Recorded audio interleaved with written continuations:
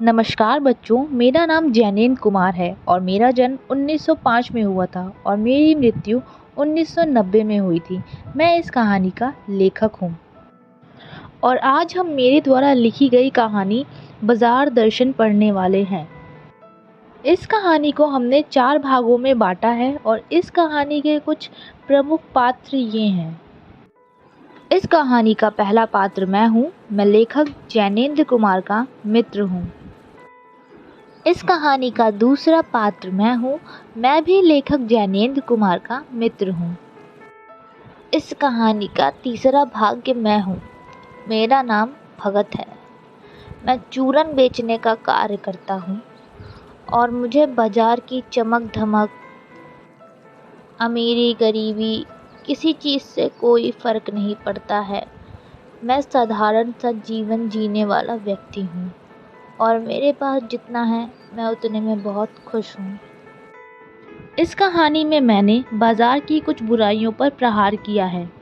अपने दोस्तों तथा परिजनों के साथ हुई कुछ घटनाओं का भी वर्णन किया है कि कैसे बाजार की जादुई ताकतें व्यक्ति को अपना गुलाम बना लेती हैं और बाजार की चमक धमक देखकर व्यक्ति उन चीज़ों को भी खरीद लाता है जिनकी आवश्यकता नहीं होती है।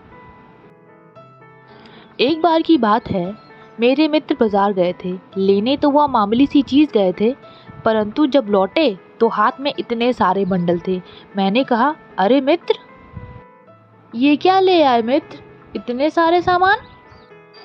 मत पूछो मित्र, यह सब आपकी भाभी जी का करा धरा है। जो मिला सब उठा लाई, बिल्कुल भी पैसे नहीं बचे। यहाँ तक कि वापस आने के लिए रेल के टिकट के भी पैसे नहीं बचे।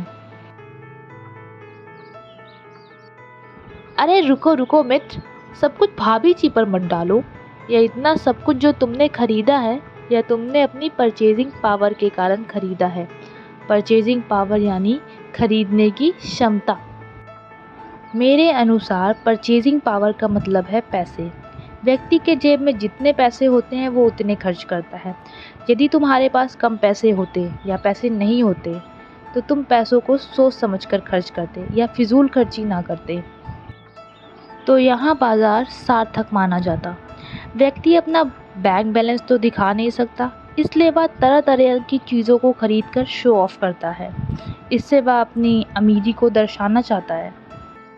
अरे मित्र, कुछ ना बोलो, यह बाजार ही शैतान का जाल है। ऐसा सजा सजा कर सामान रखते हैं कि कोई बेहया ही हो जो ना फंसे। मैंने मन में कहा, ठीक है, बाजार आमंत्रित करता है कि आओ मुझे लूटो, सब भूल जाओ, मुझे देखो, मेरा रूप किसके लिए है, मैं तुम्हारे लिए हूँ। कुछ नहीं चाहते तो बस देख ही लो, आओ मुझे लो। परंतु थोड़े से धैर्य और संयम के साथ इन सभी चीज़ों पर काबू पाया जा सकता है।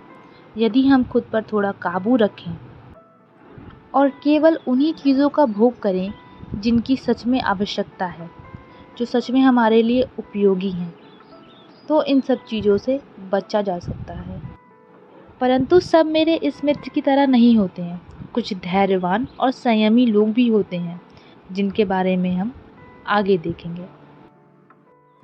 अब हम अपने एक और मित्र की बात करेंगे जो बाजार तो सुबह में गए थे लेकिन आए शाम को, वो भी खाली हाथ। अरे मित्र, कहाँ रहे इतनी देर? हाँ?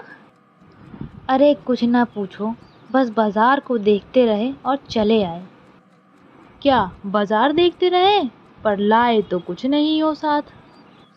मेरे चारों ओर ऐसी सजा सजा कर चीज़ें रखी हुई थी कि मेरा जी चाह रहा था सब ले लूं। यदि मैं एक लेता तो मेरा दूसरा लेने का मन होता, और यदि दूसरा लेता फिर तीसरा, फिर ऐसे करते करते मेरा मन होता कि मैं सब कुछ ले लूं। बस इसी चक्कर में मैंने कुछ नहीं लिया। इस पर लेखक अपने मित्र से सहमत थे और कहते हैं, यदि आपको पता ही ना हो कि आपको क्या खरीदना है तो बाजार की सारी चीज़ें आपको अपनी ओर आकर्षित करेंगी। बाजार में एक जादू है। वह जादू आँखों के रास्ते हृदय में प्रवेश करता है।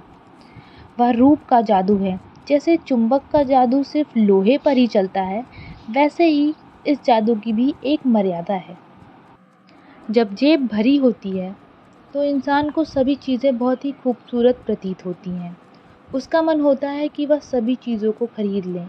जो भी चीज़ें उसे बाज़ार में आकर्षित करती हैं, वह उन सभी चीज़ों का भोग करना चाहता है, क्योंकि वह सभी चीज़ें उसे आरामदायक और सुख देने वाली प्रतीत होती हैं। परंतु जेब खाली होने के बाद अतः इस बाज़ार के जादू का भूत उतरने के पश्चात यह सभी चीज़ें उसे अब पीड़ा देने लगती हैं। जो फैंसी चीज़ें पहले उसे आकर्षित करती थीं, अब वह उसे दुख देने लगती हैं। इसलिए मनुष्य को बाज़ार में मन भरकर जाना चाहिए। जिस प्रकार लू में अगर पानी पीकर जाओ तो लू की तपन व्यर्थ हो जाती है, ठीक उसी प्रकार यदि आपका मन लक्ष्य से भरा हो कि आपको क्या खरीदना है और आपको क्या नहीं खरीदना है, तो बाज़ार का जादू आप पर असर नहीं करेगा, क्योंकि उस समय आपका मन भरा होता है। इस प्रकार बाज़ार आपको आकर्षित नहीं कर पाएगा। मेरे पड़ोस में एक महापुरुष रहते हैं जिनका नाम भगत है। वह चूरन बेचने का कार्य करते हैं। इतने साल हो गए, मैंने उन्हें कभी भी 6 आने से ज़्यादा की कमाई करते नहीं देखा। वह अपना जीवन यापन चूरन बेचकर ही करते हैं। उनका चूरन आसपास के सभी इलाकों में बहुत प्रसिद्ध है। यदि वह व्यवसाय करते तो खूब कमाई करते, उनके पास क्या कुछ ना होता। आज मैं उन्हें 10 साल से देख रहा हूँ, उनका चूरन हाथों हाथ बिक जाता है। वो यह चूरन ना तो व्यापारियों को बेचते हैं और ना ही थोक में बेचते हैं, बस अपने निश्चित समय पर अपनी पेटी उठाकर घर से निकल पड़ते हैं चूरन बेचने को, और देखते ही देखते उनकी 6 आने की कमाई हो जाती है। 6 आने की कमाई पूरी होने के पश्चात बाकी बचे चूरन सारे भगत जी बच्चों में बांट देते हैं। मैंने उन्हें कभी नहीं देखा कि 6 आने की कमाई के पश्चात कोई उन्हें 25वां पैसा भी दे सका हो। अरे चूरन ले लो, चूरन चूरन ले लो। अरे अंकल, एक मुझे दे दीजिए। ये लो बेटा, तुम्हारा चूरन। कितने पैसे हुए अंकल? नहीं नहीं, मैं इसके पैसे नहीं लूँगा बेटा।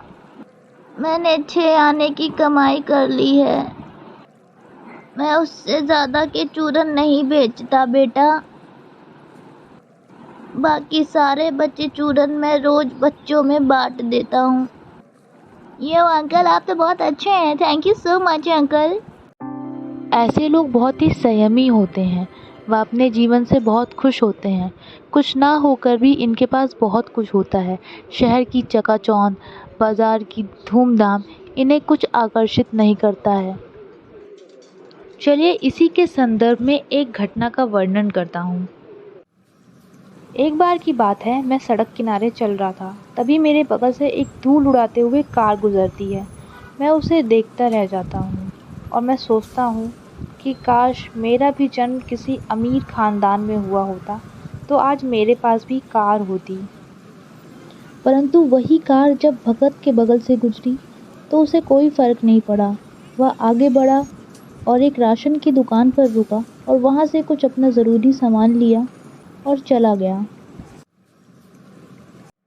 अंत में मैं केवल यही कहना चाहता हूँ कि बाज़ार की सार्थकता को केवल वही मनुष्य जान सकता है जिसे अपनी इच्छा का ज्ञात हो, अतः जिसे अपनी चाहत का पता हो। परंतु जो व्यक्ति जिसे अपनी चाहत का पता ही ना हो, जिसे यह ना पता हो उसे क्या लेना है क्या नहीं, वह अपनी परचेजिंग पावर की वजह से ना जाने क्या क्या खरीद बैठता है। और ऐसे मनुष्य के लिए ना तो बाज़ार सार्थक है और ना ही लाभदायक है।